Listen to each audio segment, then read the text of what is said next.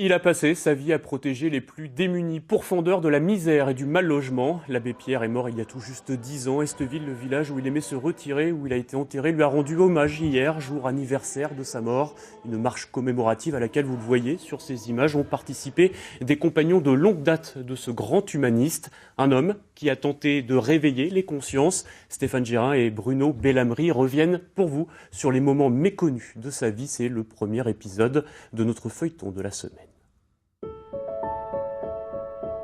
L'abbé Pierre. Tout le monde a encore en tête l'image de ce petit homme à la barbe blanche, tout de noir vêtu, et une canne à la main. Dans l'esprit de chacun, l'abbé Pierre rime avec Hiver 54 et le mal logement, avec Emmaüs, avec la lutte contre la misère dans le monde. On pense tout savoir de lui. C'est une erreur. Et certains moments, peu connus de sa vie, permettent de comprendre comment il en est venu à se tourner de plus en plus vers les démunis. Henri Grouès, c'est son vrai nom, est né en 1912 dans une famille bourgeoise et catholique de Lyon. Une famille où le père était très investi dans une association caritative. Un père qui coupait lui-même les cheveux des déshérités le dimanche matin. Mais le premier grand tournant dans la vie de l'abbé Pierre, ce sera lors de son pèlerinage à Assise. L'abbé Pierre a toujours dit, il m'a dit X fois, on ne peut pas comprendre ce que j'ai fait si on ne comprend pas qu'à l'âge de 14 ans, j'ai été brûlé, au sens mystique du terme, à Assise. Et il raconte à quel point ça a été pour lui une espèce de révélation d'un Dieu d'amour.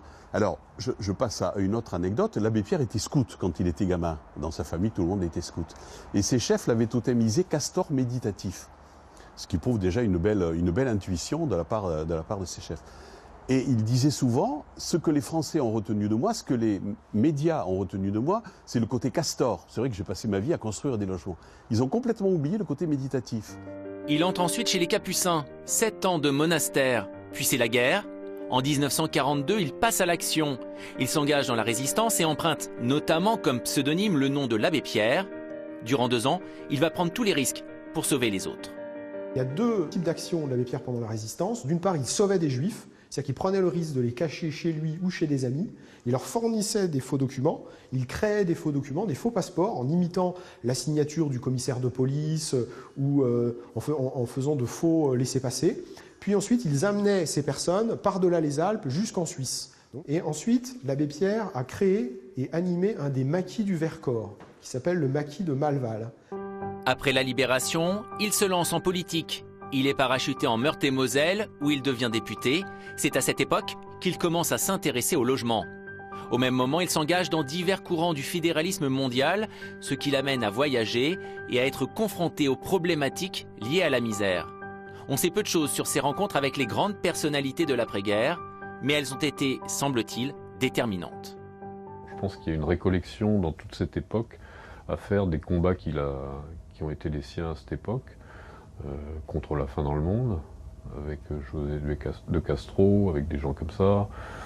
Et puis, qu'est-ce qu'il est sorti, ou comment il a fait son miel un peu de ces rencontres qu'il a eues avec des personnes comme Einstein ou Nehru. Voilà, comment il a pu élaborer une pensée générale qui, après, l'ont amené à être un militant pour la justice, en fait, pour la paix et pour la justice. Une famille catholique comme Terreau, une révélation divine à 15 ans, une volonté d'aider les autres par l'action et une envie farouche de construire un monde meilleur, voilà les 4 piliers qui caractérisent l'abbé Pierre. Il ne manque plus que l'étincelle qui va le faire sortir du silence. Ce sera l'hiver 54 et c'est ce que nous verrons demain.